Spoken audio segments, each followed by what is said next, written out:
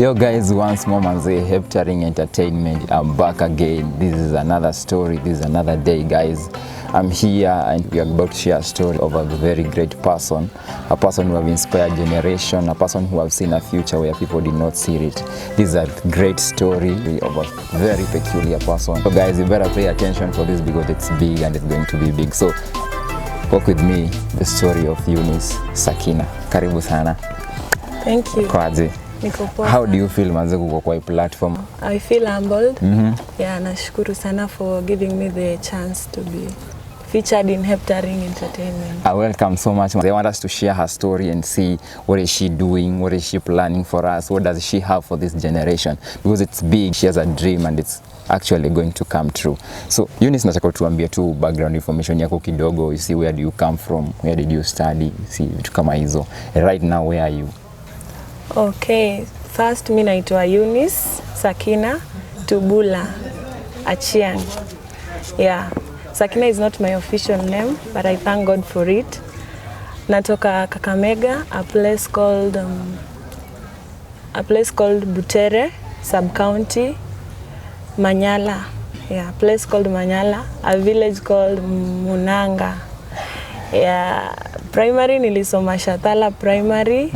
Up to class 6 nikaenda kusoma Ebukuti primary from class 7 to class 8. High school nilisoma Eregi Girls High School in Maragoli. Yeah, ndo nikakuja hapa just. So hapo hivyo high school, hapo primary, kuna ule msee manze alikupush man cheki, hebu shout out mahali yako tu. I feel at least manze I did something great. Kuna ule mwalimu of course alikupush, maybe kuna deskmate wako mahali, there is a person who used to inspire you maybe in a way you can give a shout out manze, ndo I feel appreciated for what he did. Yes, primary mwalimu wangu wa math alikuwa anaitwa Mr. Vitalis. I remember I joined Ebukuti primary when I was scoring 28 in maths and he made me score an A. And then in high school, my math teacher alikuwa anaitwa Madam Nancy. Yeah, she really pushed me to really love mathematics, and right now I'm a teacher of math and chemistry. Wow. So it is a shout out to them. So manze uko hapa just now, when modi of course, ndio mwalimu watu wenu. So guys, I want us to learn something about her. It's very amazing. So upper campus, what you are doing and maybe what you are inspired in doing in life, do they relate? So upper campus, nafanya education science with IT, mathematics and chemistry, and I love it. Yeah. I'm also a mentor and I'm also a founder of SAKINAH Foundation. So I want us to dwell there. Tufikia hapo kwa mentor kwanza. Ulianzaje, unasikia uko campus? What is this foundation you're talking about? Because this is the very thing imetuleta hapa hivi. So hii foundation ni nini na imetoka wapi and how is the progress of it up to this point before we continue? Okay, so SAKINAH Foundation is a non-profit charity organization that aims at providing aid to the needy in the society. And our vision is changing lives to attain a fully transformed society. And so far we've reached, it was launched last year in last year was 2021. Yeah, of course last year in 2021. Yeah, DEC. We were at Mukumu Children's Home. We had gone there to visit the kids in the home, and that is where we launched SAKINAH Foundation. But before we launched it, we had done several charity campaigns. We had visited the sick in the hospital, Upper Bondo District Hospital. Yeah, we had gone to schools to mentor students and high schools, to mentor them and also donate sanitary pads to the girls and also teach them the health and sex education. Unajua sometimes unapata mwanafunzi kuna issue and she's not ready to share it with the parents. So unapata na share it with the wrong person and so many things end up happening. Unapata sasa amekuwa pregnant when actually if she was open to her parents, things hazingefika penye zimefika. We've also visited street kids in Kisumu. We've visited several schools around Bondo. No. Tuseme hapo kiasi. Check it. You see, in everything manze kuna ile story. Who inspired you in doing this very thing? Because it's amazing that ni comrade and you find a time and chance and you spend your cash kupelekea msee yako in need out pale So nini ilikuinspire ndo uingie kwa hii stuff, and what really motivates you to keep on going? I grew up in a family, my dad, my mom and my 2 siblings. Yes, I'm the firstborn, and nikiwa mdogo, it is very unfortunate anyway. Utapata most humanitarians or people who are taking care of the welfare of others are motivated by their background or where they are coming from or the things that they experienced when they were growing up. But my case is different. So there is this day that we had a knock on the door at night. It was 10 p.m. and my mom went to open the door. On opening the door, she found a small kid. She was a girl. Yeah. Sasa kauliza mtoi, umetoka wapi? Sijui. Unaenda wapi? Sijui. Ulikuwa unaenda, like, what are you looking for? Ajui. Na alikuwa mchafu sana. So after a discussion between mom and dad, they decided to allow the girl in. I think the girl was 5 years and there was 2 there. So they allowed the girl in. Wakamchemsha maji, akaoga, wakapika food. Jusi tulikuwa tushakula. So wakapika food, wakampea, akakula, akalala. So venye alilala, you see, so mom and dad were worried. So the whole night, I remember them saying that they didn't sleep. They were waiting to see what this girl will do, if she was really genuine or she was not genuine. So hakuna kitu ilifanyika usiku. So on waking up in the morning, dada akatoka kaenda job, nikabaki na mom na huyo mtoto. Sasa mama sijui alienda wapi. Akaniacha na huyo mtoi. Akaambia huyo mtoto usitoke, juu she was a bit older than me. Akamwambia usitoke, kaa hapa narudi. So when mom came back, huyo mtoi hakukua. And I even don't know where she went. And that is how evil. And then there is this other time I was 7 to 9 years up. It was in 2009. I was in class 3. So there is a mentally challenged woman passed by a road nearby our house. And she was carrying a baby. I think alikuwa 2 months. And this baby alikuwa hana nguo. And that woman, najua tu venye, let me call them mwenda wazimu, how they are. They don't care. So that is how she was. And so I saw, it was lunchtime, tulikuwa tumetoka shule kukuja kukula lunch. So I saw my mom akimuita. Na kumuita, I saw her engage the woman in a conversation. And I was like, how could mom engage a mwenda wazimu? Like, it didn't make sense to me that time. So my mother took the woman inside our house. And I was like, how? But it didn't make sense. So alikuwa amepika uji, tukakunywa wote. Akapea pia that woman. I remember my mom akamwosha huyo mtoto mwenye that woman was carrying. After kumwosha, akatafuta nguo kwa nguo zetu zile ndogo ndogo, akampea. Then akachukua one of favorite shukas, akapea that woman. And that is what hit me so hard. And I was like, how could she give out that shuka? And so it came later in life to, like, later on when I started understanding things, ndio nikajua she was so kind. It was so kind of her could do what she did. And you see, it made me develop a mindset that you should not put limits to who you associate with. Yeah.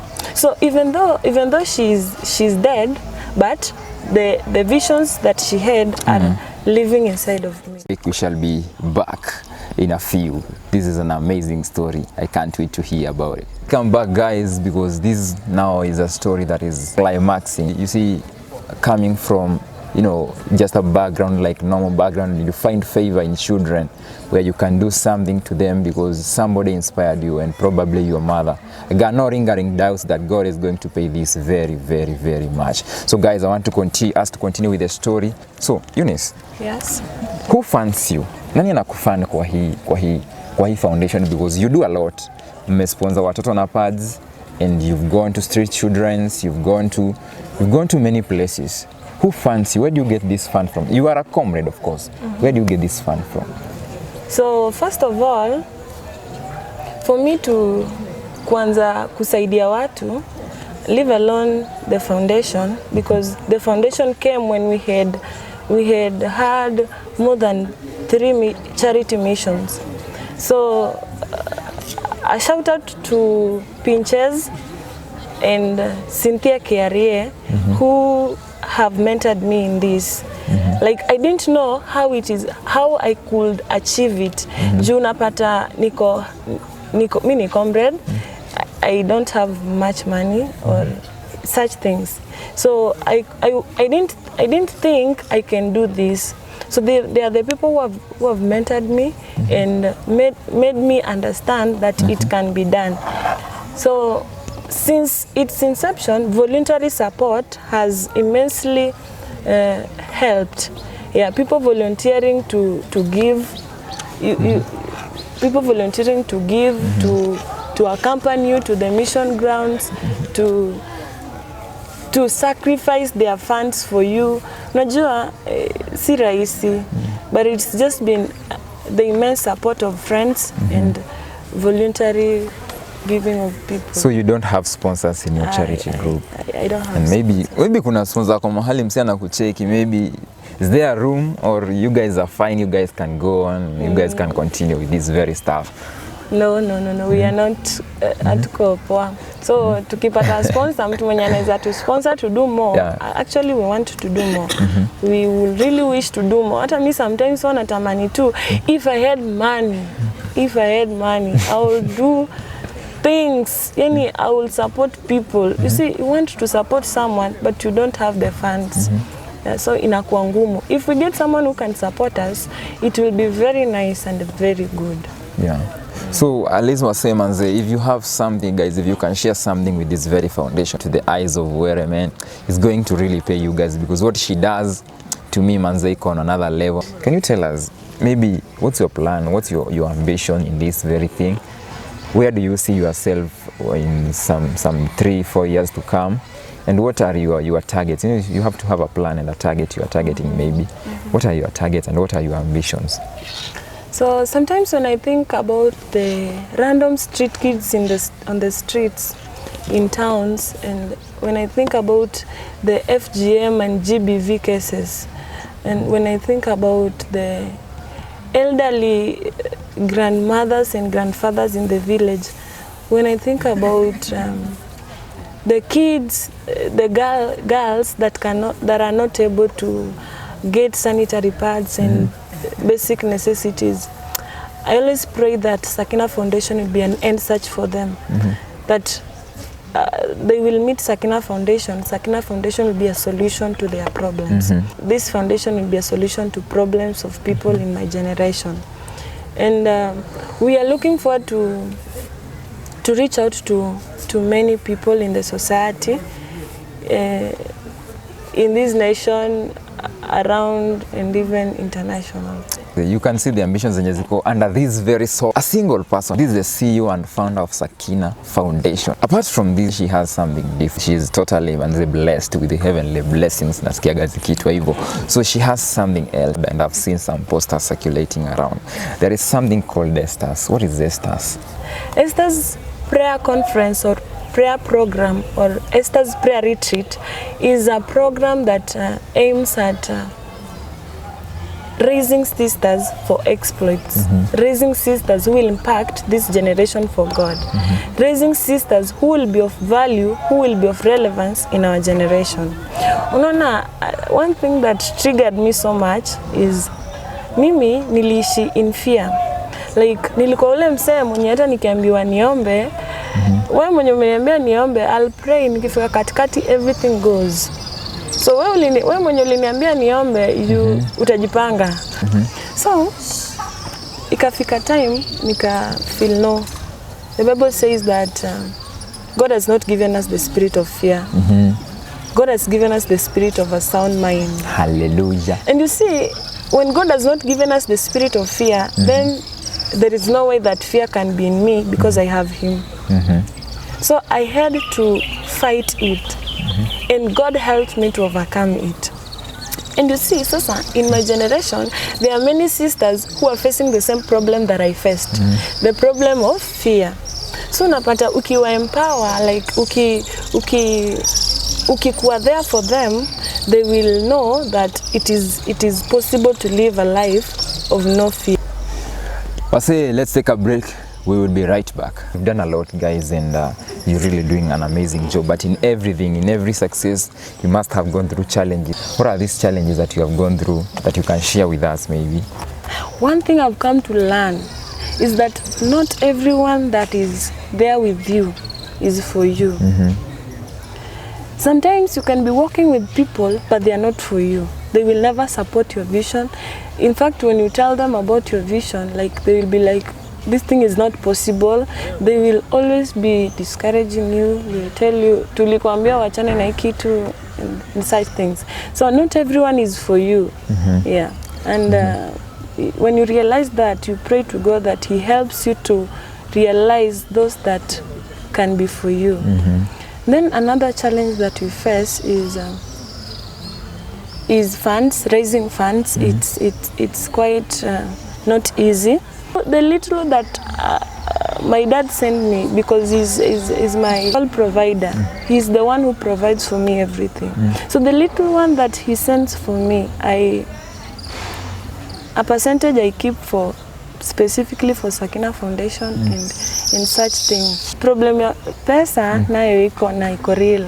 How you can reach us? You can reach me. I'm approachable. Sina hizo protocols mingi. Yeah. You can reach me on Facebook, Sakinah the Laborer. Yeah. My number is 0745 76 31 11. So what can you shout out to these fans as we conclude, because somebody is hearing you? Thank your guys for supporting you. Tell them something, tell them what you expect from them, maybe. A big thank you to everyone who has supported SAKINAH Foundation in any way. Everyone who has supported SAKINAH Foundation. My spiritual father has been of immense support. Apostle Vincent Chegero, where you are, thank you so much. And team SAKINAH Foundation, Aki God bless sana. Nyinyi ni watu waku. I love you so much. Pinches, where you are, Kate, Cynthia Kiarie, God bless sana. Yeah. You've been of immense support to me. Yeah. And especially wale watu wanauliza if they can support, I want to tell you that every penny that you give me, I want you to trust me with it and be sure that it is in the right hands, and it will do the purpose as to why you've sent it to me. Yeah. So guys, man, it has been a nice time. Guys, manzeni me enjoy hii conversation. I would like it to continue, but due to some circumstances, guys, that is where we end it to now. But guys, we will be back with great things. Continue supporting SAKINAH Foundation. Let's reach out to this very stuff and let's support it, because I'm sure God is gonna pay one day. This one, I have no doubt about it. He has confirmed it. So guys, thank you so much for supporting this Heptaring Entertainment. Remains your channel, the top entertainment channel in Andara.